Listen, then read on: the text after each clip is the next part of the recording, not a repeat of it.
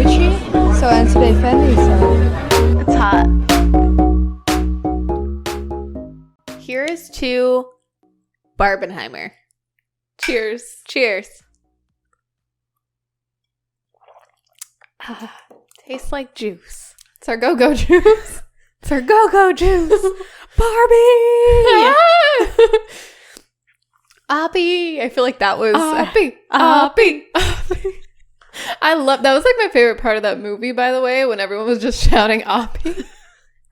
I think it's hilarious. I mean, I know that was his nickname, Yeah. but it's like going on the whole journey with Robert Oppenheimer or Cillian Murphy as Oppenheimer. Mm-hmm. But for people to just straight up call him Oppy is wild. It is really wild.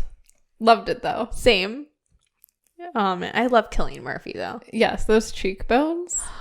He was like extra hot in this movie. Oh, really? I thought. Dude, you gotta see Red Eye. Yeah. That's prime Cillian Murphy hotness. Okay. But I'll say it again. I don't know if this part will make the cut. The Snyder cut, but you know. Just say it. Cillian Murphy's hot. Okay. Again. Oppy. I don't have this planned. Isn't that Are we fabulous? just gonna go into this? Kind of like this. I don't know. Well, we did kind of plan to see the movies, but it's like this whole episode's a little spur of the moment. We're like on the pulse. Like we're not late to the party. We're not late this time, y'all. Like Yeah. we're fully at this party. We reserved our spots, literally. You had to. We reserved our spots and we saw it in IMAX. Right. Oppenheimer, that is, not Barbie. No. But that would have been epic too. I would have loved that. Like the 2001 Space Odyssey, like intro, like reference in Barbie, to see that in IMAX would Right. have been like chef's kiss. Yeah. When she floats down from her dream house. Yes, with Lizzo playing with her little doll feet flapping. Mm-hmm. But yeah, so we're not late to the party. I know. So let's just get into it. Yeah. Hey, it's Nikki Jensen. And Brie Piccone. And we're Late to the party. We're not late to the party. Yeah, we're not late this time. But we're still a weekly podcast about film, fashion, and pop culture from two best friends mentally at Barbie's dream house, building a bomb. Having an existential crisis. For sure. At the movie theater in 2023. Period. So, first things first. Yeah. How do you finish that sentence? I'm the realist. Right? I say, I'll eat your brains. Oh, then I'm gonna start rocking gold teeth and fangs. But There needed to be more Nicki Minaj in this, like, Barbie soundtrack, just saying. okay, can we talk about the Barbie World song with Ice Spice and Nicki Minaj featuring Aqua? Yes. They played it at the end, though, right? It wasn't like, was it during at all? It was the end credit song. It was kind of a bummer for me. I thought I was going to have a moment in the film, like the Dua Lipa, the Dua It's Peep. true. But you got your girl Lizzo, Brie. I I know, like, and I love Lizzo. That was perfect. I loved her narrating and like making a song out of it and changing up the lyrics and like talking about death, like thoughts of death, and like singing about that. Like that was hilarious. But I also wanted like instead of Dua Peep, I would have rather had Nicki Minaj and Ice Spice during that dance sequence. I think that would have been really lit. That's my beef with this movie. You know, I like loved it. We're going to talk about, spoiler alert, we're going to talk about Barbie and we're going to talk about Oppenheimer. Yeah. So spoilers. If you haven't seen it, probably don't listen unless you don't care about spoilers. I think listen. Or listen.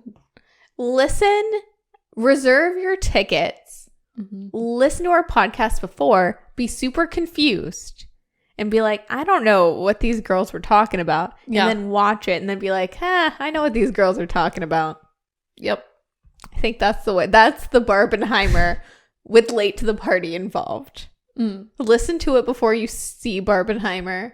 And then yeah, it's circle not back. exactly what you expect. I mean, Oppenheimer kind of was, but Barbie was, it's more than just a fun romp. Like, it's fun, but it's also quite serious. It's Maybe- actually grown on me. Yeah. I was going to say maybe more serious than Oppenheimer. I think so. I mean, okay. No, not really. It's so funny because it's like Oppenheimer's based on an event that changed the world, pretty much. Yeah. And we're like, I don't know, the Barbie movie, it kind of Changed my world. Yeah, it did change my world. But yeah, first things first. Bree's a realist. But Thank also, we participated in Barbenheimer Weekend. Oh my gosh. And it was so much fun. We have to talk about the experience at the theater. It was a packed theater. It was so refreshing. And I heard people like behind us that were saying like, I've never seen a theater this packed, never for Spider-Man or any other Marvel movie or anything like for any. I'm like, their entire lives, this is so sad. But I think it's a great, like everyone needs to experience, because the movies have been kind of dead for a long time. At least the theater has been, like the movie theaters have been dead, unfortunately. Warms my heart so fucking much because in our Lord and Savior 2023, like I thought post-pandemic, like as soon as 2020 hit, pretty much, I was so distraught. Like my heart was like breaking inside about the theater because I love going to the movie theater. I love that experience. Same. It's beautiful, like a shared experience. It's something like where my nerd brain fires off because, you know, I was a theater kid and like that's what I got my degree for, and I like that was my whole world for so many years. Yes. And to see that art form pretty much die, and then like to also be someone that like loves film so much and also studied film and like, you know, just the importance of film. It's like my religion. Yes. You know, every Sunday going to the theater. For sure. I mean, for sometimes for real. At a point in my life, I think that would have been true. I don't know. I thought, not to get serious, not to turn into the Barbie movie. We're like, hey. And then we're like, do you ever think about dying? But, you know, I thought the movies were dead. And this weekend, it was like, you know, my fiance was talking about, he was like, oh, like memes. If you make something a meme, it's a success. Like the Despicable Me, like when they wore suits. And I was like, this is not that. This is way bigger. Yeah, I agree. This is the start of something new. I know it's been compared to like when 15 years ago it was like Mamma Mia and The Dark Knight Rises, another James Cameron flick. It's not James Cameron. Oh, I mean, what's the other guy? Christopher Nolan. All week I've been confusing Christopher Nolan and James Cameron. I don't know why. The other night, driving home from Oppenheimer, we were like, what's your favorite Christopher Nolan movie? And you said Avatar. Okay, well, in my defense, they both have like two first names. So they're both white guys with two first names. Point taken. It's hard to remember. They're both very intense. They both use a lot of, I don't want to say special effects. It's like visually stimulating. They make visually stimulating films.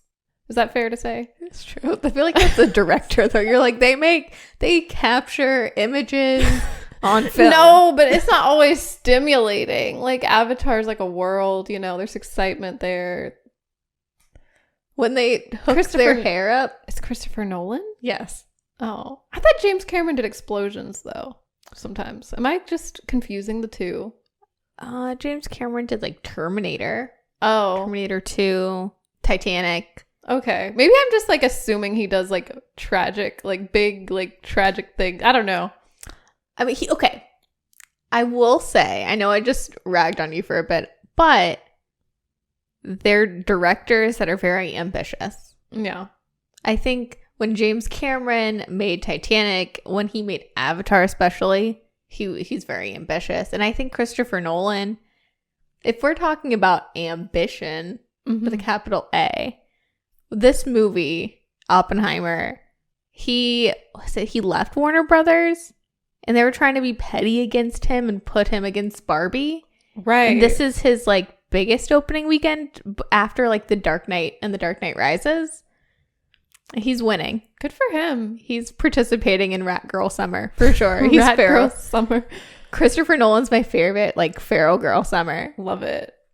but they're ambitious. Greta Gerwig's very ambitious. She is. And she, like, it's crazy to me that she hasn't even, like, made that many movies, but the movies that she has made have had so much impact. You know what I mean? Like, she knows what she's doing. Her and Jordan Peele, I think, are like the directors of our generation to really be like directors. I agree. I'm so proud of them. Same. I know. And then we saw a preview for Martin Scorsese has a new film out this year. Yeah. Like, I feel like this is the year, or turning out to be the year of directors. I love that. Sofia Coppola has Priscilla. Right. Oh, I'm so excited for that. Like, beyond excited. Well, to be announced. I'm so excited too. But yeah, if I had it my way, this would just be a Sofia Coppola podcast. I know. But that's not, I digress. Yeah. This is almost a Greta Gerwig. Like, I'm such a big Greta Gerwig fan. Mm-hmm. But I am. I don't know. Something about her. Also, what I never pictured on my 2023 bingo card is the opening credits of Barbie when it says written by Greta Gerwig and Noah Baumbach. Mm-hmm. The wildest thing to think of a Barbie movie written by those two people. I remember when, like, I heard it was coming out, I was like, what is this even gonna be? Like, what is it gonna be like? Is it gonna be like life size? And it kind of is, but it's also its own. It's a little bigger, even though I love life size, and I don't know. I mean, that's totally. I love life size. That's like the original Barbie movie, dude. Okay, I know I've overheard some people complaining about the Barbie movie not being fun, but they just don't know about Tyra Banks and Lindsay Lohan. Yes, that is the fun version. That's the one you should watch if you don't want to get depressed. It is actually sad, though, at some points. Like, it makes me, I will say, life size makes me cry, like, more than the Barbie movie. It hits deep. I don't know. It does. Well, okay, you know what? We've talked about I just listened to the Parent Trap episode we did. Mm-hmm. Like, not to sound like a narcissist, talking about the... I mean, it's your job, you know? You do have to be a narcissist. No. Leo season. You know, to make sure it sounds good. It's true. No, but I listened to it for funsies by accident. Let me paint you a picture. We should be painting a picture about Barbenheimer Weekend, but I'll paint you another picture really quick. Because, you know, we have a really tight turnaround, so I just want you to have to edit a lot. Thanks. But I was listening to Every Outfit talk about it just like that, and it was making me a little depressed. Yeah, I can't. I've like stopped watching and just like that. Like, it's turned into hate watching finally. Yes, but I am not hate watching it just like that anymore. What are you doing? I'm going to watch Sex and the City. Just watch Sex and the City. Yes. Or Sex and the City 2 if I want to hate watch something, but also feel something. Like, if I want to feel like I'm watching Sex and the City with like a Real Housewives little zing, I'll watch that. But I digress. Okay, so I was listening to Every Outfit, and then it just like Apple Podcast just played our episode of The Parent Trap. Oh. And I didn't turn it off because I was like, oh, what did I say? What did Brie say? No, sometimes like after recording, it's like you just forget everything. Truly. But we were talking about Lindsay Lohan. Yes. And Lindsay Lohan was such a good actress. And I think we forget that in time, but we also forget this was pre-America's Next Top Model. Yes. And I think the same year as Coyote Ugly, maybe pre-Coyote Ugly.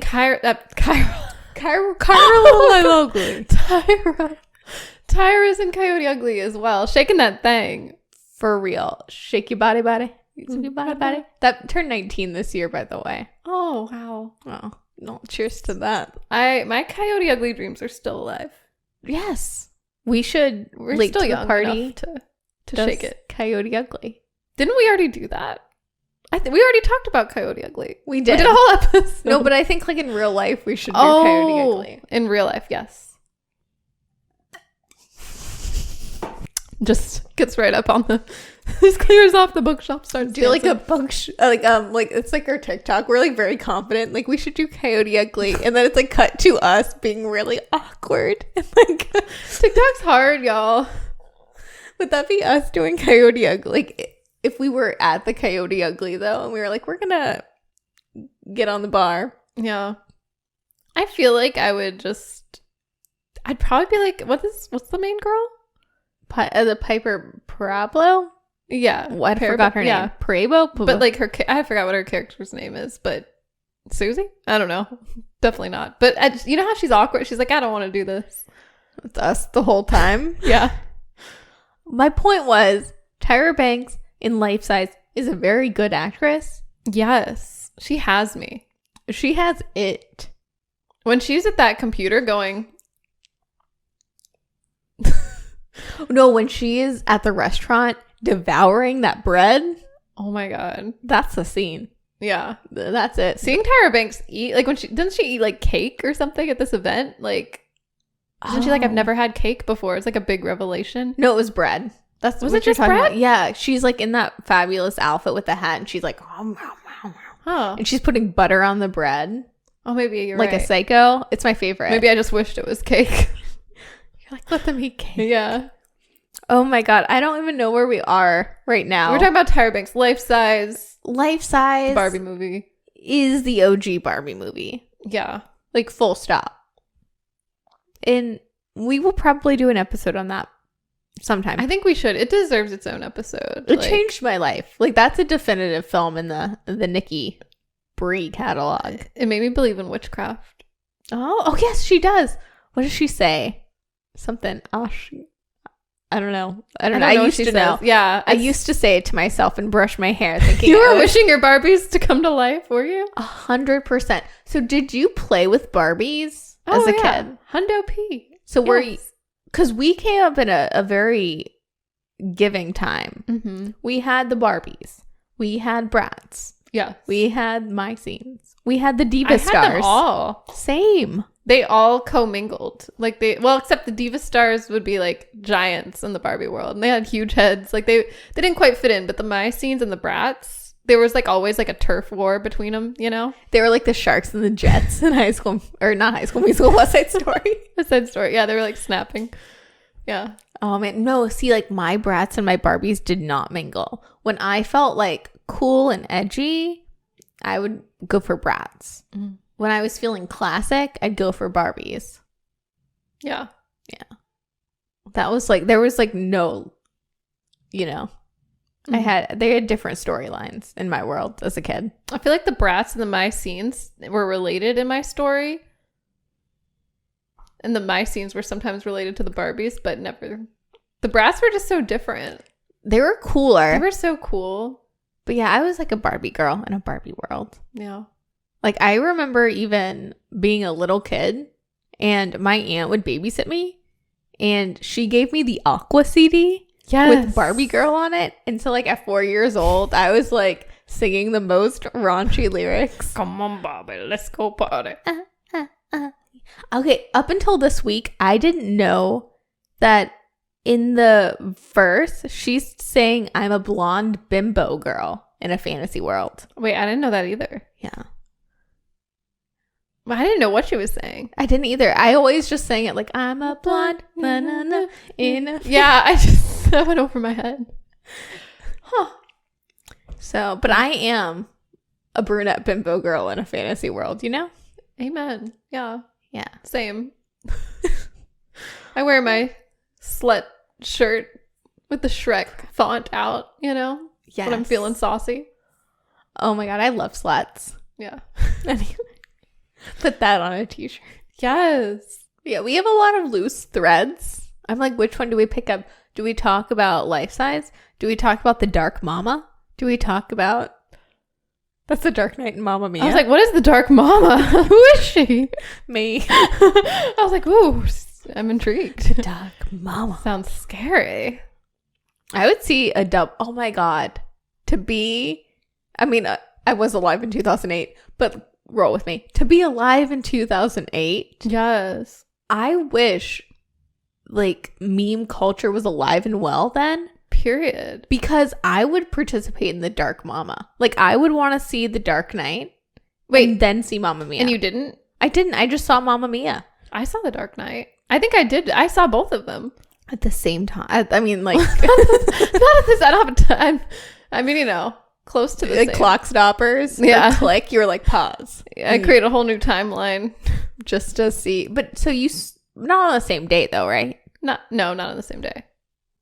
That'd be such a cool double feature. Did you see Dark Knight in theaters at all? I did not. Oh, I didn't see it until a couple years ago.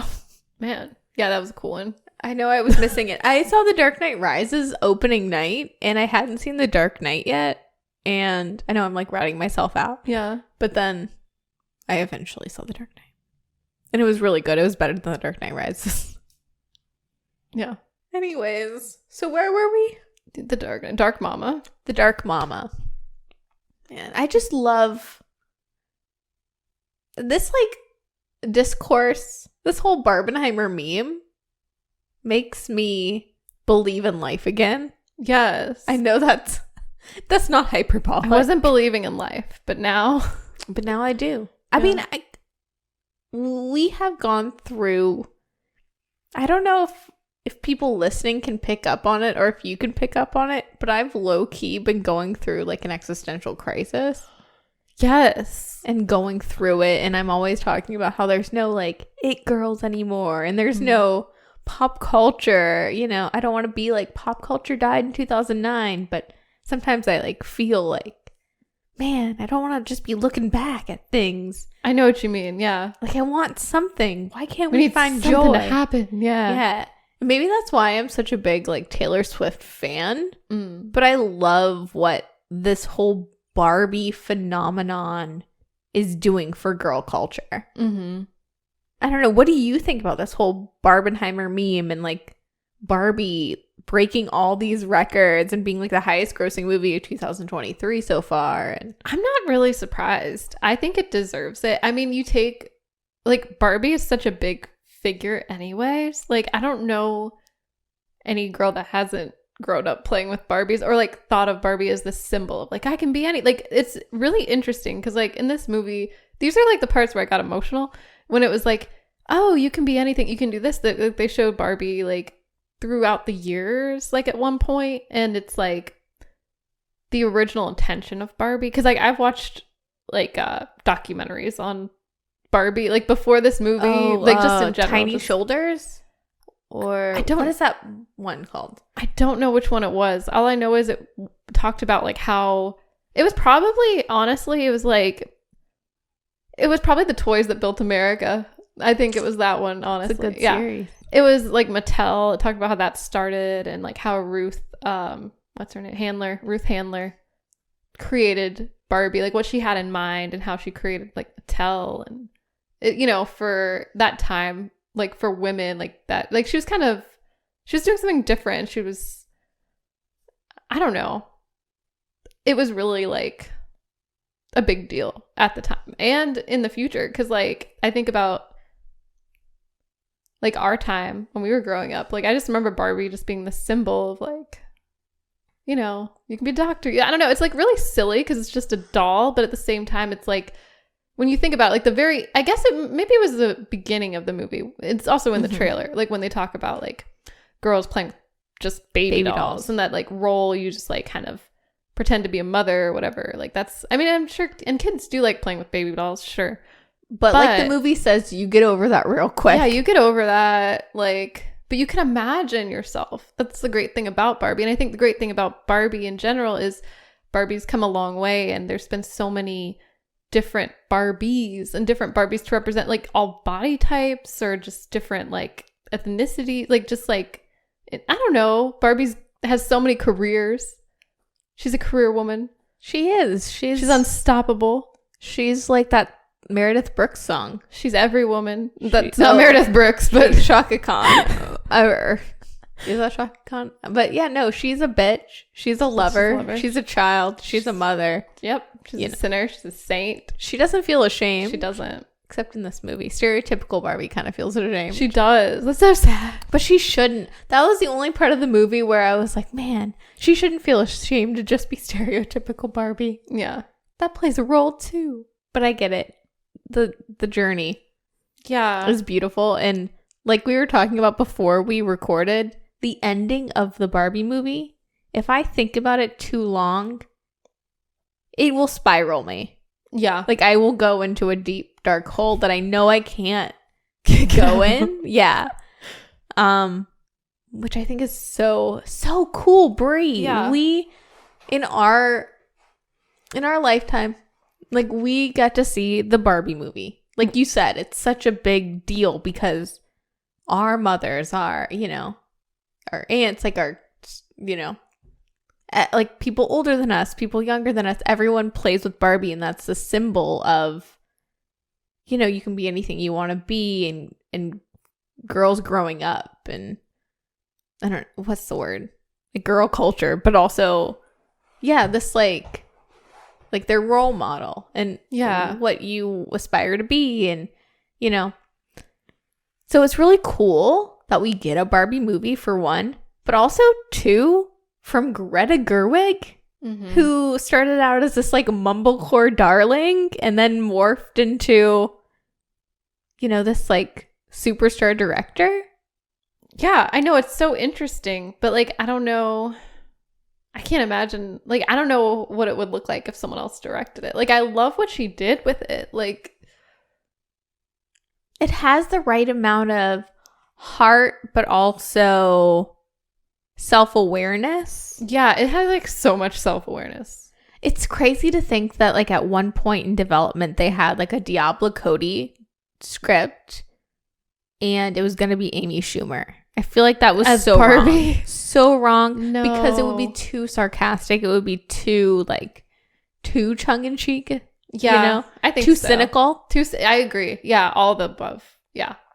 And I think Greta Gerwig, with movies like, especially Lady Bird, this topic of mothers and daughters, and that's right. That is a womanhood. theme for her. I didn't even think of that, but now that you mention it, yeah. Like America Ferrera's character is a mother. Yeah. Oh my God, it's crazy to see America Ferrera As a mom. I mean, she still looks amazing. She does.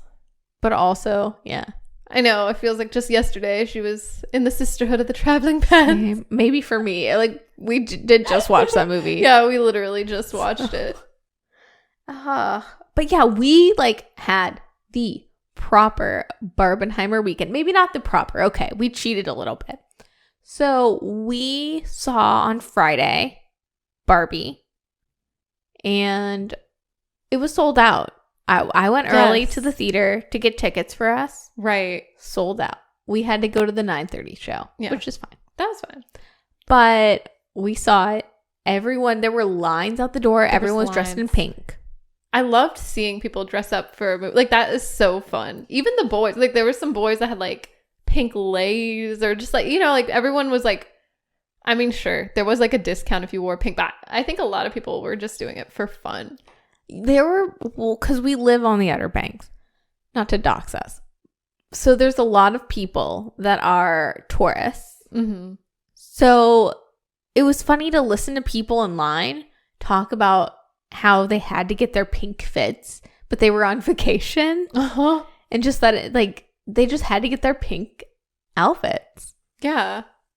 It felt like a moment. It did. It really felt like we were going to see like a Harry Potter film. And there was like fighting in the theater. And anytime there's fighting, it's a moment. Like the people that kept trying to take those seats behind. Oh yeah, because the first night we went to a theater that did not have assigned seating, and people were about to scrap. Yeah, because even if you buy your tickets, I guess it's first come, first serve. So yeah. And people were doing like the space between situation. There was, yeah. Even I think in our row. Yes. But it was not us. It wasn't us. No. We just, we sat where we could find a space. The girls next to us were so nice. They're like, yeah, just sit there. Yes. Yeah. But yeah, we did leave a room because we're not going to just like have one on the aisle.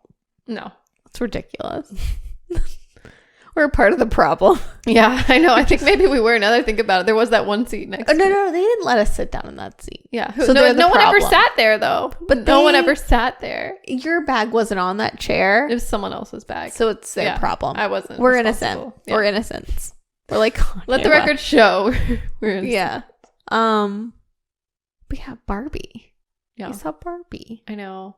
I'm trying to remember the last movie I saw in theaters, like, with that big of a crowd. Like, it felt like a Harry Potter movie or like Twilight or something big. I don't know. Like High School Musical 3. High School Musical 3, yeah, and everyone's like, woo, Troy Bolton. Anyway, yeah. His hairy armpits. Oh my god. I know, I'm trying to think. Silent. Yeah. And The Dark Knight Rises. I know that was like 10 years ago. That was packed opening night. When we saw Crazy Rich Asians, that was packed. I don't remember. I don't remember being there. Okay. I think I saw it like later on, like streaming. I saw Crazy Rich Asians in a packed theater, and there were a bunch of like Asian old like men and like old ladies, and that made me really emotional. Yeah. But it hasn't been since then. It's been a long time. It's been really long. For sure. I mean, for sure, like pre-pandemic. Yeah. It's been a long time. Maybe Endgame. Endgame. Yeah, I guess so. Yeah. But that didn't feel like such an event. Yes, because this is something new. It's different. You know what I mean? It's not part of like a series, though it might start one. I feel like at the end of this movie, they left it open for like a Ken movie or something. I wouldn't be opposed. I honestly, right now, to me, Ken, like Ryan Gosling as Ken, best supporting actor. Like he's so fucking good. He was hilarious too. I loved his choices. Just, I don't know. Have you seen that video of like a little Ryan Gosling dancing as a kid? Yes. He channeled that in Ken so much. And it's just my favorite thing. He was on point. Like his turns and his like, whatever those moves were that he was doing as a kid, and the spins and the. So good. He has such charisma. Yes. I think with Ryan Gosling, like I never got on that Ryan Gosling train. Same. I really like him as an actor, but I never saw the hype. I never got how people were like, oh my God, I love Ryan Gosling. I want to marry him. He's so attractive and stuff. I was like, yeah, he's a good actor and Drive and whatever. But now you're feeling the Kenergy? I am Knuff. Like, I feel the Kenergy so much. I am in love with Ryan Gosling now because he embraced his Kenergy. I'm in love with Alan. That says so much about us. I think that striped shirt, you know, with the buttons undone. Michael Cera. I don't usually like Michael Cera, but I loved him in this movie. It was really like a fun moment, just him being Alan, who's also like the outcast, and he's not a Ken, and so he doesn't fit in. He's just Alan. I don't know. I love it. I think he's relatable. And Alan saves the day. He does. Somehow. He doesn't really... Yeah. I don't know. I feel like he just gets into things. He's Alan. I want a movie on Alan. He's Alan. That's his tagline. He's Alan. And he just like shrugs at the camera. It's so cool. Like, speaking about Barbie and Greta Gerwig's direction, watching the Barbie movie, it is such a cool experience, because I don't think I've ever seen a movie that like Greta Gerwig has her Letterboxd like influences, and she has a video and, you know, an article on Letterboxd about it. And she said a couple of her influences were like Singing in the Rain, The Truman Show, yes, and The Wizard of Oz. Oh, okay. And I think it's like so fun to just like have a conversation about Barbie. Yeah. With that in mind, or like to watch Barbie with that in mind, because it's so like, it's something I would have never thought of, but it makes complete sense. It does. Yeah. They're kind of off to see the wizard at some point. Yeah. What about the Matrix though? I was thinking there's like like when she picks the shoe. Yes. Yes, for sure. Or like the Truman Show, that kind of concept about, you know, you can... What were we going to say? Oh, nothing. No, you go. No, you go. No, you go. No, you go. I don't know what I was going to say, to be honest. I think I just want to say things for no reason. Real world. That's what I was going to say. The real world. The real world. Oh my God. What did you think about your girl, Kate McKinnon? I love her. I loved seeing her. I loved when she was doing the splits along the wall. She's just so wacky. I think she was the perfect choice for weird Barbie. She is kind of weird and funny. Like, she brought a lot of humor to it, you know? 100%. If you were a Barbie, what Barbie would you be? Probably weird Barbie. Or like a whole new Barbie. Like if you were in Barbie world. Can I just pick beach? Like, you know, Ken's like, what's your job? Beach. So like, not lifeguard. Don't get it twisted. I beach. You know what I mean? I beach. Have you seen Ryan Gosling as Ken doing the like 5 things I can't live without for GQ? No. Highly recommend. Is beach on there? Yeah. Oh my God. Seeing before the actors strike, which is totally right. Yeah. And everything. This will come out before my tirade about that. But anyways, I support the actors and the writers. Yes. But before that, when they were doing press, Ryan Gosling doing press for Barbie movie, I just love him. Spoiler alert, when they all the Kens sing to Barbie, like when they have their plan, Ryan Gosling singing Push by Matchbox 20. That was like one of the best parts of the movie, by the way. Like falling out of my, like that got me. That was hilarious. It was like such a surprise, you know? But it fit perfectly. Truly. Oh my God. Greta Gerwig and her needle drops. Those carefully selected needle drops. Oh my God. It was she did another really cool one, but I can't think of it now. But yeah, Ryan Gosling as Ken stole the show, and when he sings Push. Damn. Yeah. That song's still in my head right now. But it's like Ken on the guitar playing it and singing it to me. You know? It's very personal. It's very special. He wrote that song. He wants to push you around.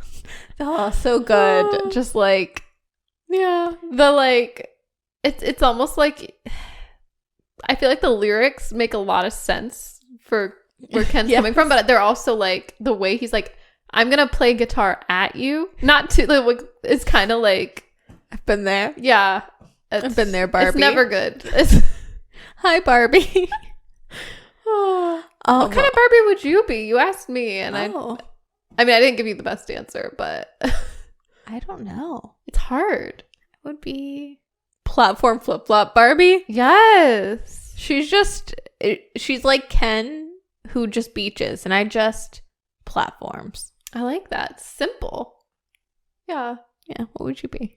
I'd like to just beach, but I don't know. I love how we talk about this movie, and this movie is really about how you should strive, to be more. And we're like, no, just we want to live in the Barbie world. We don't want to think too hard. We want to escape the real world. We just want to beach. Yeah. I want to run at a wave and it just like hit me back, and then my surfboard just plops into like the hard sand, for real. It's not real. Just run into a fake wave. Yeah. Be fun. Yeah.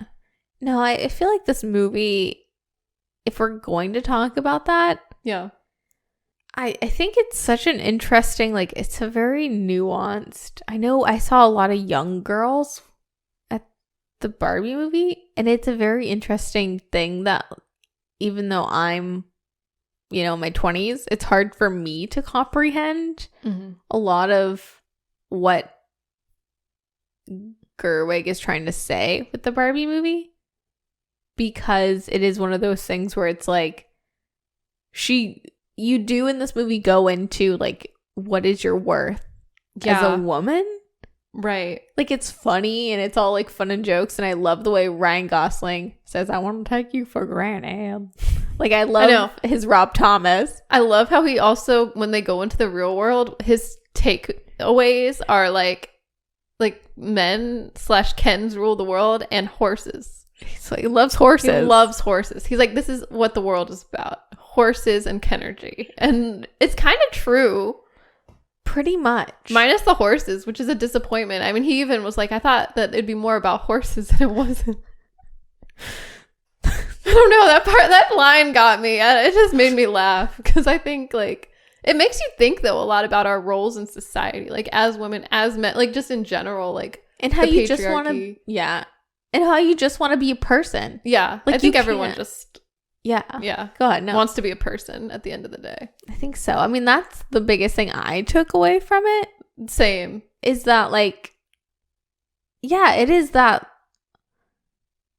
you know, Barbie, or like Margot Robbie's Barbie, she at the end wants to be a human because she wants to feel all these things and experience all these things. And and it's crazy to think that a lot of times, a lot of the things that we do are to kind of like numb that experience, for one. Yeah. But also our role, like we think that we have to be in a certain box, even though that's not even what we really want.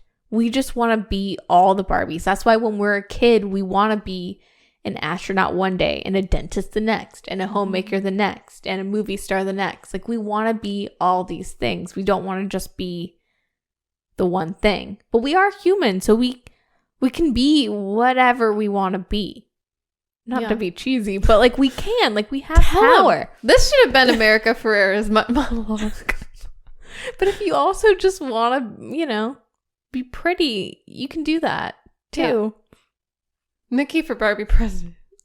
Shine bright, shine far, be a star. That would be, if I was president, that would be the national anthem. Yeah, that makes sense. I know. I love, like, if, you know, back to Life Size. What I liked about this movie versus Life Size is we actually get to experience the Barbie world with Barbie. Like, it's, you know what I mean? Like, in Life Size, she, like, Sunnyvale's dope, we know, but we don't get to experience it. We don't get to experience Sunnyvale. Yeah, but Eve, like, you know, she comes to life. She comes to the real world. But we never go to the Barbie world. No. But she does show Lindsay Lohan that she can shine bright, shine far, and be a star. Yeah. And, you know, embrace her femininity, but also just, like, be whoever she wants to be. Yeah.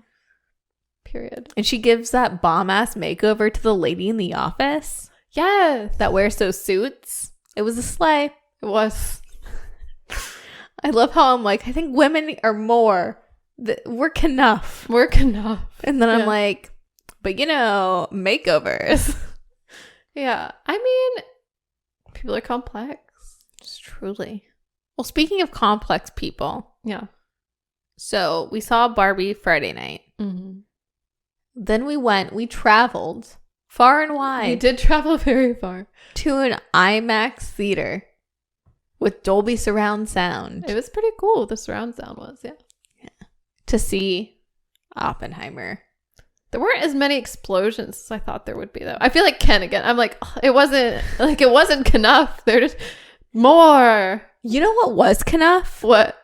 When we got to see in IMAX Dolby surround sound, Nicole Kidman, the AMC commercial, yes, where heartbreak feels good in a place like this. Oh my God, it was amazing because we were in the theater. She was in the theater. It was like she was speaking directly to us. Yes. It was an AMC theater. It just felt like it was very meta. It was right. It's different seeing it like an ad on your phone or something. Yeah. Well, because we lived it. We don't live near an AMC. And like, even when we lived in a bigger city, we weren't close to an AMC. So this was our first time seeing our girl Nicole Kidman, Nikki Kim's. Yeah, Nikki Kim's on the big screen. Yeah. Oh my God. I felt like or maybe it was just me, but I felt like that, you know, like Meryl Streep meme being like, woo, or someone in the audience did say something. What did they say? They didn't say slay. They were like iconic or whatever. Something like that. But it felt like that Meryl Streep meme. Yes. I felt like the Once Upon a Time in Hollywood, like Leo meme when he's like, oh, I can see. And he's like pointing to the screen. Yeah. I think I even looked at you. We looked over and we're like. I like pumped my fist. Yeah, we fist pumped. I feel like that was, you know, I've heard a lot of people talking about Oppenheimer the way that we just felt seeing that ad. I know. I could have like left right there. I was like, my life was made after I saw that ad with Nicole Kidman. I was like, yeah, beautiful. I was like standing Same. and then like that Meryl Streep, you know. You were like, woo. Yeah. I felt that. Well, anyways, that was Oppenheimer. Yeah, that's all we gotta say. No. Oh my God. Oppenheimer. Okay. I am so glad we saw it in IMAX though. Yes. I feel like it's the coolest thing that Christopher Nolan was like, this is the way I want my movie to be watched.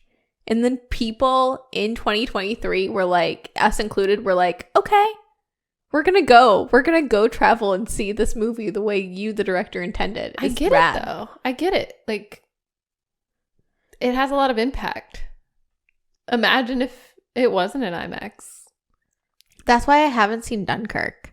Honestly, it's because I didn't get to see it on the big screen. Yeah. In a good quality movie theater. It's not I know that's not the way Nolan intended, and that's not the way I want to be immersed. I think Christopher Nolan does a really great job of like immersing you into this world. Yes. I feel like you want to pay the big bucks and like immerse yourself. I love immersing myself in a movie. I do feel like that was a little long though. I know it was I knew it was going to be long, but if there were certain points where it felt long, maybe like during the trial periods where it was like, when is this trial going to be over? I don't know if that was like part of it, like the point maybe. Yeah. But it started to lose me like after a couple, like 2 hours in, or you know what I mean? 2.5 hours. I'm like, okay. Because nothing, it's like they go, like the trial part, whenever they get to that, and there's like flashbacks, or I guess you see it from like Strauss's side, you know, Robert Downey Jr.'s character, which was a surprise to me. I didn't realize he was in this movie. Oh, yeah. I didn't really know much about this movie beforehand. It was unlike the Barbie movie. You know, I was like going into it pretty blind, but. I mean, you know, to quote Rhea Perlman, who's in the Barbie movie, but from Matilda, some people choose books, some people choose looks, okay? Yeah. I mean, you know, I only knew like the rudimentary, you know, Oppenheimer. Like I know the Cliff's Notes. So a lot of this, especially from Strauss's point of view, I'm like, I don't know. I didn't know anything about the trial, really. Yeah. Except there was a trial. There was one. That went on for that I just felt like it was a little long at that point.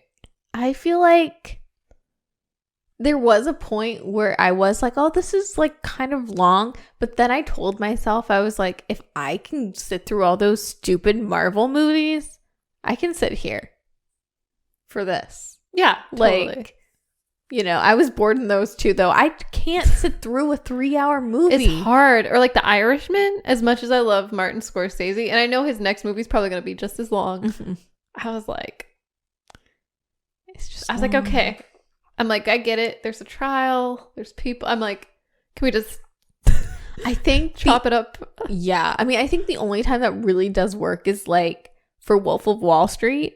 See, and that's another one I still haven't seen. It's very good. But Scorsese's point is Jordan Belfort's like lifestyle is getting sickening even for him. Yeah. So by like the 2.5-hour mark, he's unraveling, but you're also unraveling, and you're like, oh God, I don't want to see boobs anymore. Like, why are you guys partying? And you know what I mean? So I think that's where like a runtime really serves. It has a similar feeling to that. I also, was it a letdown at the end? Because now that I think about it, wasn't he?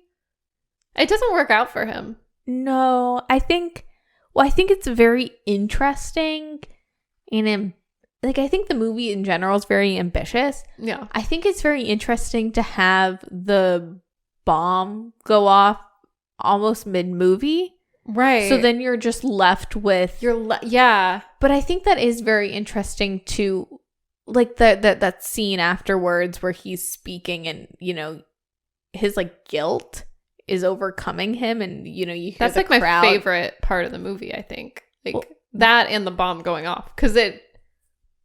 Yeah. So good. I think that's the movie for me. I think like Strauss, no offense, Robert Downey Jr. is very good in it. It doesn't. I don't like care to know his point of view in some ways. I know what you mean. Yeah. I know some people say different. Some people can't handle a bad guy, in quotes, or like a complicated person being the protagonist. But I love that. I love complicated people being the protagonist. Also, I feel like the internet like forgets we sat through Joker and we ate we ate that up. Talk about a complicated protagonist. Yeah. But yeah. The idea of the Joker is still kind of the same. Like the sympathy for the villain kind of thing. Like I feel like that's like a theme that's been around for a while now that we've been eating up in general. And is that good or not? I don't know. I just think it's interesting. And I do think for the most part, people are complex, even like villains or whatever. So it's... Yeah. It doesn't mean like a piece of art, a piece of cinema doesn't have to have like a moral stamp on it to be interesting. I like when it doesn't sometimes, or like when it's ambiguous. Like morally ambiguous things are so interesting because then it makes you think about your own moral. Like it, you know, it just makes you dig a little deeper. Yeah. And I like that. Like, what would you do in this situation? I mean, he built a bomb. I mean, if you thought they weren't going to use it, why would, you know, just don't build one, or someone's going to build one if you don't anyways. Like, I don't know. There's like certain things that you just... What's so interesting if we're talking about this, and before we recorded, we talked about how there's a lot of like politicizing of even the Barbie movie. Yeah. And like the Sound of Freedom and all this stuff that I've kind of tuned out, but then people are bringing it to me and I'm like, I don't really see what you're talking about. It's the same with Oppenheimer, where I'm like, why are you like, okay, like Oppenheimer definitely had like communist or like left-wing people in his life. He probably was, you know? Yeah. But there were people like that. There are people like that. Mm-hmm. We should hear their stories. Like, why not? Like, isn't life... Not to get all existential thanks to the Barbie movie, but life is, we're just people and we have this need in our hearts to write, to speak, to share a story, a story in our heads. Yeah. Like we all have this like innate urge to do this. Mm-hmm. So it has to be from every single angle. Like there's still people. Yeah. You know, Oppenheimer obviously was a person that made a very like impactful stamp on the world. Whether that was good or bad, it's kind of, you know, it's either here nor there. Like we should hear that story. Yeah. We should hear Greta Gerwig's take on Barbie. Right. That's fucking dope. Mm-hmm. And yeah, she's probably gonna say things that are a little woke because we're talking about Barbie. They're like, yeah, she set the standards. Like she's the benchmark for unrealistic beauty standards. You can't just not talk about that. I do love that they talk about that too in the movie. It's like interesting. Yeah. I love the breaking of the fourth wall of being like, well, we're talking about Margot Robbie here. Yeah. It's like how, like, yeah, she always does look perfect. I mean, it makes sense that she's stereotypical Barbie, but for sure. So gorgeous. Yeah. Sorry, I know I'm like digressing. Is it the Cosmo? Who's to say? It's because we have a tight turnaround and you have to edit this, and I'm just like, no, you're good. Also, I'm gonna be honest. I did not put a timer on this time. I didn't either. forgot all about it. You told me though. You're like, put a timer on this time because I can't. And I was like, okay, bet I will. Never did. Oh no. So I don't know who's stopping us. So did you like Oppenheimer? I enjoyed it. I mean, like I said, I felt like it was a little long at some points. The build up to like the bomb exploding felt like forever at a certain point. You know, there's so much anticipation, especially when it's in like, you got that Dolby Digital, it's in IMAX. You know what I mean? There's just this anxiety because there's all these like tests that they're running. You just know, and then like you don't know if it's going to show the impact of it.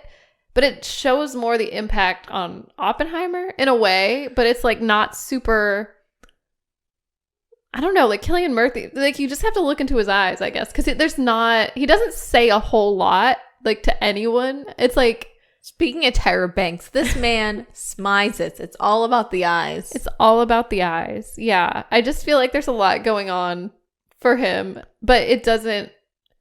It's like you get this idea that he cares and he does have morals, but he's caught between doing the right thing or doing what people want him to do, or, you know, he's stuck between like, he says he's not communist, but he has a friend that's communist, and that's a red flag.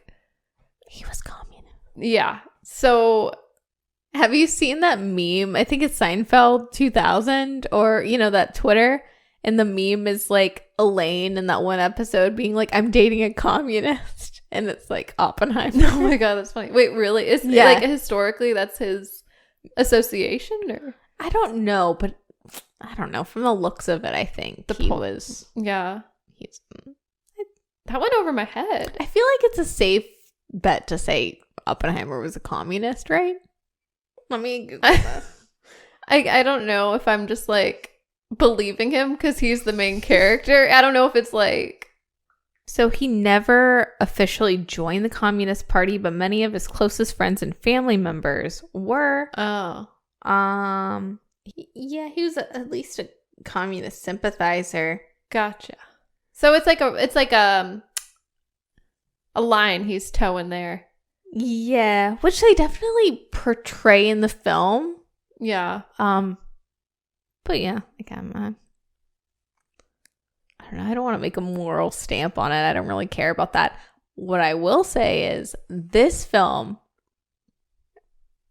I don't think there's going to be a film this year that's going to beat the sound design and the sound editing. Yeah. Like, I think that's on lock for 2024 Oscars. Yeah. Like, when you were talking about the anticipation of the bomb, like, I could feel my heart racing. Right. And the moment it hits, like, spoilers, but the genius of Nolan to just zap all the sound, and it feels like you're taking, like, this breath. I gasped. Yeah, you're like holding your breath, and then it's like, and you're like, it like jump scared me. I almost screamed, but I was like, oh my God, hold it together, because no one else in the theater was like screaming. But I was like, No, I felt my heart was like, too. It was intense, and it like crazy good. And even in the part where he's feeling like so much guilt, but everyone's like cheering for him, and the sound goes in and out. yeah, So good. yeah. So good. I love that. Also, Cillian Murphy's hot, Yeah, period. especially in Red Eye. I know, Nick. But I mean, Cillian Murphy as Oppenheimer is not like the hottest. He does look a little bit like a shaven bird. Yeah, I like that though. You were into it? Yeah, I was into it. You know, I was into the flashbacks too, when his hair was like a little curly. I don't know if that's like his real. I don't know what.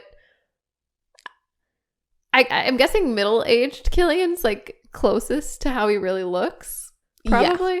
Yeah, Cillian Murphy is not that old. Because they gave him like age makeup, I could tell, but they also tried to make him look younger. And I don't know if they used any CGI or if it was just makeup.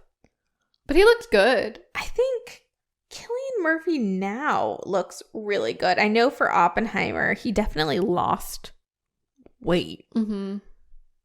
Oh, okay. Yeah. Yeah. He's just, like not even, I don't think he's that old. He's 47. Okay. Yeah. Gotcha. Not like 70 or 80. I don't know how old he was supposed to be in the trials. Yeah. Older. For sure. Maybe not 80, but. Yeah, I think it's probably closer to the younger Cillian Murphy because he doesn't have like in real life that grayish hair. It's more Yeah. like, you know, It does this. not floppy, but it does that. Yeah. Usually it does it in the middle. Sometimes Yeah. I saw that middle part. I think he has killer cheekbones and his part definitely wants to go to the middle. Yeah. But I like Cillian Murphy. I think it's so cool that, I don't know, this movie not doing as well as Barbie, but it's doing so well for an R-rated film, like about a biopic film. Mm-hmm. That's like 3 hours long, and it's kind of like a boring movie, quote unquote, is doing so well. And Cillian Murphy's not a bankable movie star. Wow. Do you think it's because like Josh Peck is in it? I think so. I think people are showing up to see that little cameo of him. Like, Truly it took me out of the movie. yes, I felt so. I'm like, it was like, It broke my brain. It is like in Barbie movie at the end when she's like, I'm going to my gynecologist, and then starts to play Ice Spice. yeah, it's like, wait, what? You're like, hold up, wait, what movie is this now? Wait, what's happening? just shook to my core. Or Yeah. like the kid from Sky High is also in Oppenheimer. Like all the cameos are too much. It's like, wasn't Harry Styles in that one movie? Dunkirk. Dunkirk. Yeah. That took me out of Dunkirk. Really? Yeah. I was like, I mean, he was decent, but I was still like, this is Harry Styles. And he looks like Harry Styles. Like, it's not like when they took like Colin Farrell and transformed him into like the Penguin, for example. And you were like, who? I mean, I guess Colin Farrell also probably wouldn't think that hard on it. That's but like true. 'Cause Josh, he's an actor. yeah, he's an actor. But I'm like, Josh Peck, Harry Styles, The kid Actors? from Sky High? yeah, The Diary of a Wimpy Kid? Dude? What? yeah, that was a little odd, but What did you think about... Sorry.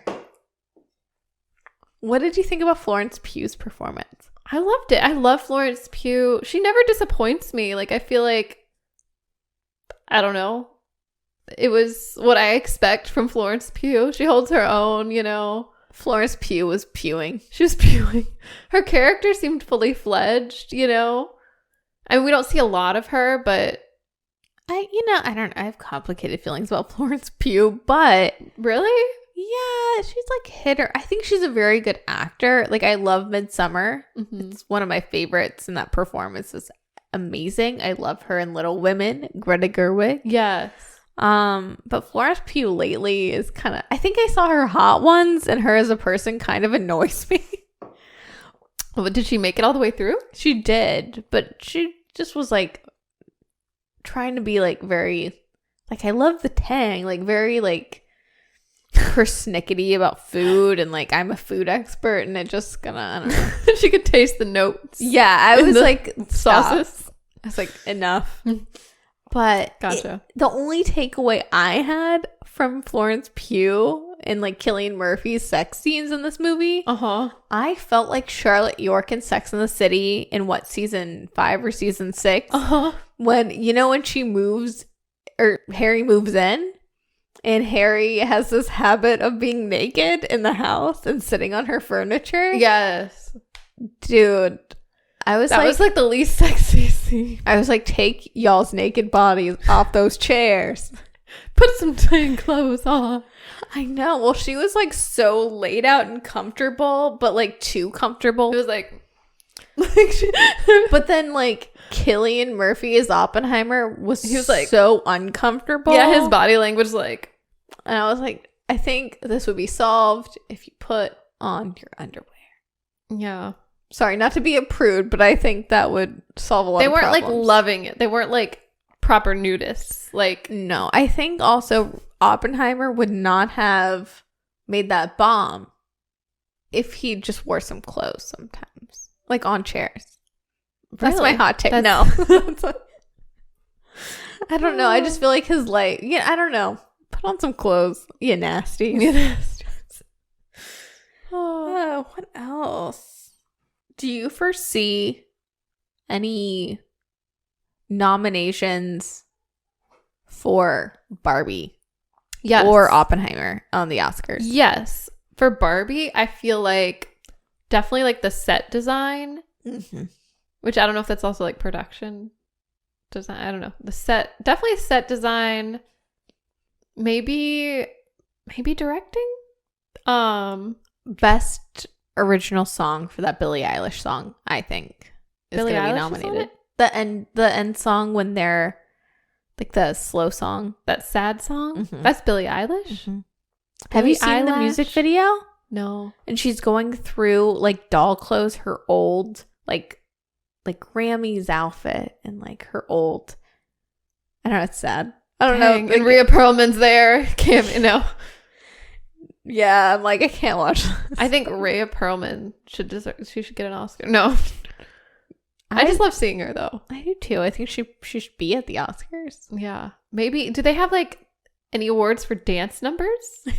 Like choreography? Oh my god, they Because don't. But why don't they? I mean, I guess not every movie has choreography. Not every movie's a musical that has dancing, but the numbers in this movie, especially the Ken dancing, was so much fun.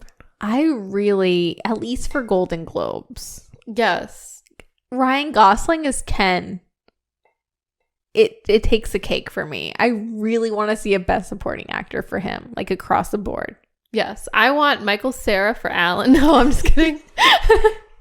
That's a Blockbuster Entertainment Award right there. But what Ryan Gosling is doing is it's just so good. Yeah. No, I agree. I don't know. I thought Margot Robbie was great. I don't know what, I'm like trying to think what else. But definitely the set, it's so interesting, and it's like you're taking the concept of like a dollhouse and making it come to life and making sense in this world. I don't know. I loved like the pool with the flat water and like the slide coming down. I love the way that they came out like down the slide like this. I don't know. Just the little touches, like the furniture, the little toasters. I loved it. I loved everything about that costume design. The costumes, yeah. I think that it's so cool that both Oppenheimer and Barbie are practical sets. Like they tried to do as much as they could in camera and not use CGI, and that's practical. I think that is so cool, especially in this day and age. That is really cool. And I really hope it gets noticed. I can't imagine being on set like on the Barbie film though. That would have been so much fun to live that Barbie like dream, just frolicking. Yeah. I really enjoyed Issa Rae as President Barbie. Yes. It was refreshing to see her. I don't know. I love her. Yeah. I loved all the Barbies. Like, it was fun. I loved Mermaid Barbie from Dula Peep and John Cena. And oh my God, John Cena. My favorite Mermaid Barbie. Yes. I would nominate Cillian Murphy's Cheekbones for Best Actor. Amen. Yep. All those cheekbones. I liked the cinematography in that movie. Like, it had like a feeling to it. Like a lot of cool tones. I don't know. A Nolan film always has great cinematography. Yeah. I think I would love to see a Christopher Nolan Best Director nomination. I want to see whoever played Albert Einstein win something. He convinced me. I really wish we had the Blockbuster Entertainment Awards. Bring back like the random, like, you know. I know. I want to give somebody like random awards that don't exist. Best Einstein. Best Alan. Best Alan Award. Yeah. We'll have the tardies. Okay. The tardies to the parties. Yes. Or we'll have your basketball trophy again. Oh, for sure. Or my Ode to Chalamet. Ooh. Nice. You know, we're gonna see. We'll have Dune Part 2. Never mind. I was like, we're ready for a Timothée Chalamet joint. I didn't think you liked Dune though. I don't, but I love Timothée Chalamet. Yeah. And did you even see the first one? I technically did a couple times. I've just fallen asleep every time. Gotcha. So one day we'll make it through. Yeah. But anything else before we wrap this up? I don't know. I will say this has been a really fun weekend. It's been nice to experience something with the peoples, you know, just having something to be excited about is really nice. And I hope more movies follow. Like, I'm low-key excited for Dune. Like, I know it's not like a big franchise or anything, but I do like Timothée Chalamet. I like Zendaya. I like the aesthetic. I liked the story. I'm color curious about Wonka. I'll see Wonka. That's right. The new Scorsese. I'm curious. Yeah, it seems like there's like a trickle in of like the movies are having a comeback. Like, I feel like it gives me hope. Totally.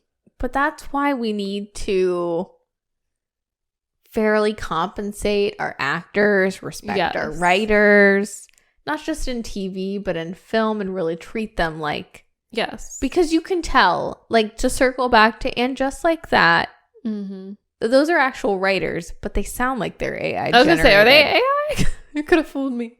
They sound it, but I think they're trying to please too many people. I think, you know, it is cool to see two movies, Barbenheimer. I know it's a meme. I know we saw it because of the meme, but we all genuinely wanted to see it anyways. Yeah. but we want to listen to people's voices, like hear people's voices, and we want to hear stories about nuanced people or people from our childhood, and fun takes from Greta Gerwig. Like that's I know. with all these eclectic influences, we want that. That can't be produced by AI. No. That's a person. And I don't know. Yeah. I don't know if that I articulated that right, but I totally agree. I mean, I'm with all of the actors and writers on strike. Like that, I don't agree with AI. Like I don't know. Even like in an art, like as an art form, I don't know.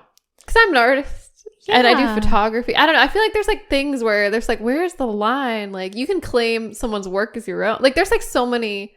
But I don't know. Don't get me started on AI. You Like can tell though when something is coming from a person. you can. But the AI is getting smarter. Well, oh my gosh. In the theater, there was like a preview for a movie about robots taking over. Remember? What was that? I can't remember what movie it was, but it's kind of like a warning. I feel like every single movie about AI is always a warning. And why don't we listen? Why do we have to create AI? Like we are going to be our own downfall. For sure. Or we can be our own uprising. Like I think that kind of is, I know like what Ben Shapiro or whoever's trying to make it seem like the Barbie movie is about something different. But what I took away at the very end is Greta Gerwig being like straight up as loud as she can.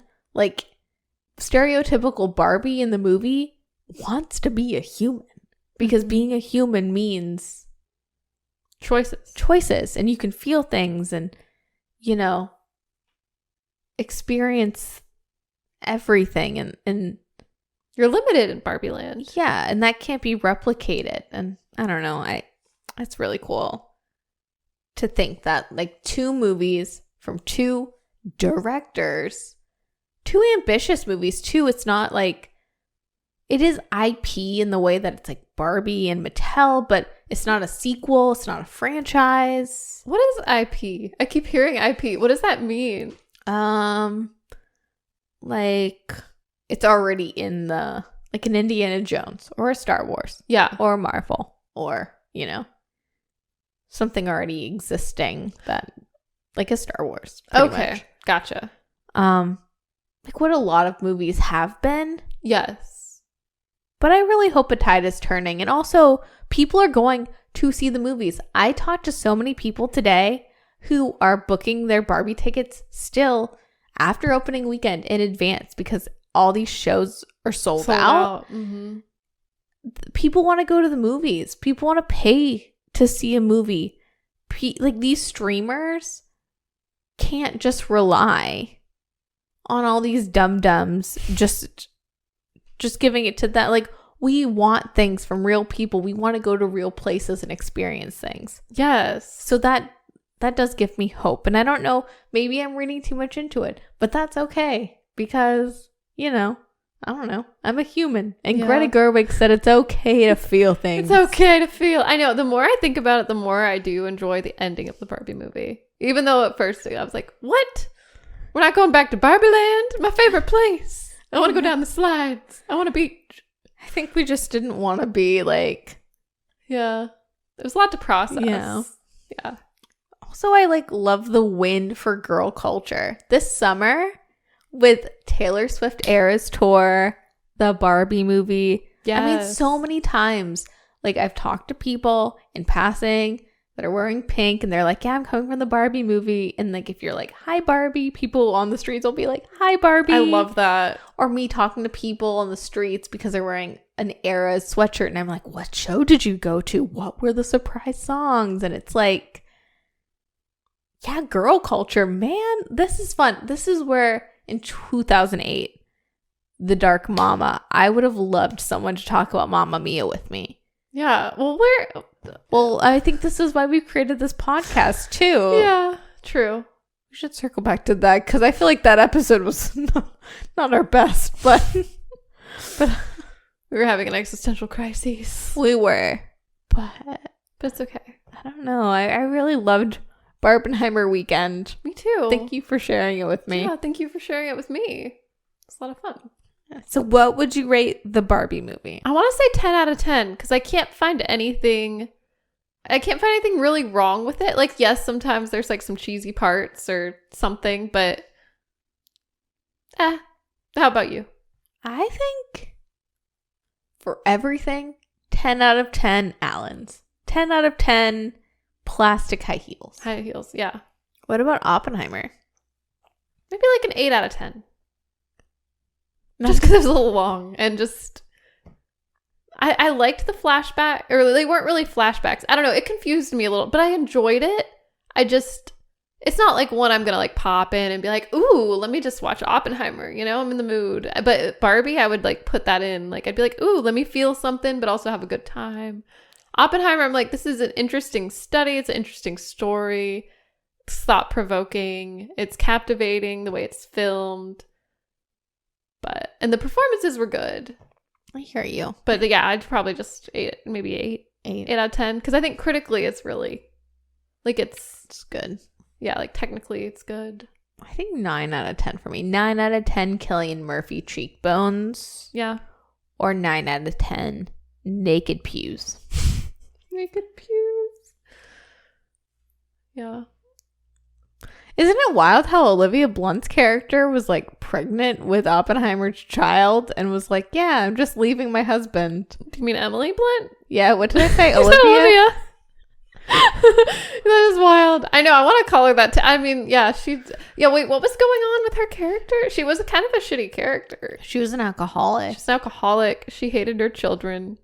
But wanted to have like so many children by so many people. I mean, not so many people, 2 people, but... Wait, who else? Oh, wait. What? Or not, maybe she didn't have a child with him, but she had that husband that she just like left for Oppenheimer. Oh, yeah. I totally forgot about that. Huh. Oppie knocked her up. He did. Yeah, that was a complicated storyline. See, that's also why I'm giving it like an 8 out of 10. It was no Titanic. It was no... Like the love, I know that's a different director. I'm just saying, like, as far as like love story, there's like it's like a tangle. It's like it's a mess.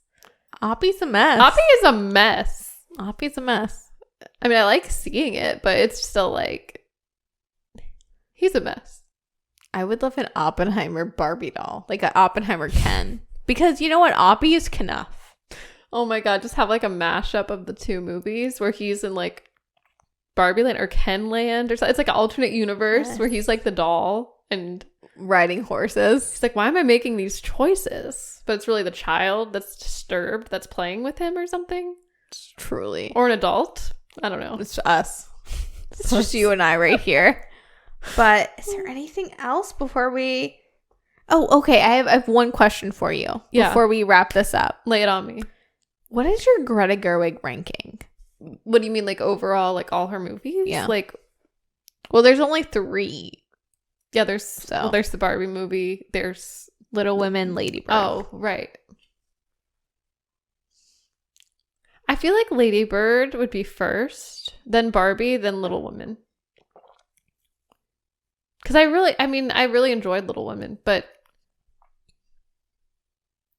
I had so much fun watching the Barbie movie that I'm just like, oh, I don't know if I'd watch Little Woman like on my own too. Like I did enjoy it though; they were all good. Well, Saoirse Ronan's performance is so good in Little Women. Yeah.